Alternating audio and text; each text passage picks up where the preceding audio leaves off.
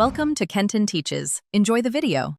You'll begin by confirming prerequisites: iPhone updated, signed into your Apple ID, and wallet accessible. Open the Wallet app and tap the Apple Card tile. If you have the physical card, have it nearby.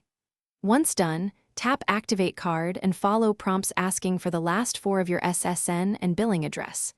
This starts the secure activation handshake with Apple and Goldman Sachs, so make sure your connection is stable and you respond to verification requests promptly.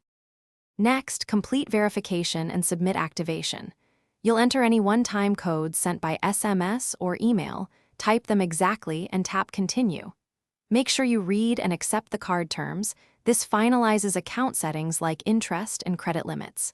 If prompted, confirm your identity with a photo or Face ID. Once you tap Accept and Submit, the card will be provisioned into Wallet. Make sure you stay in the app until you see the success message, so provisioning completes without interruption. To finish, verify the Apple Card displays in Wallet and shows active status or a virtual number for Apple Pay. Add it to your default cards if desired. Set notifications, instant payments, and a scheduled payment to avoid late fees.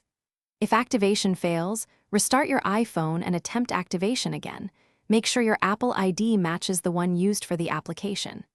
If problems persist, contact Apple support or your card issuer, provide the error message, and they'll walk you through account level. Thanks for watching. Please subscribe if this video was helpful.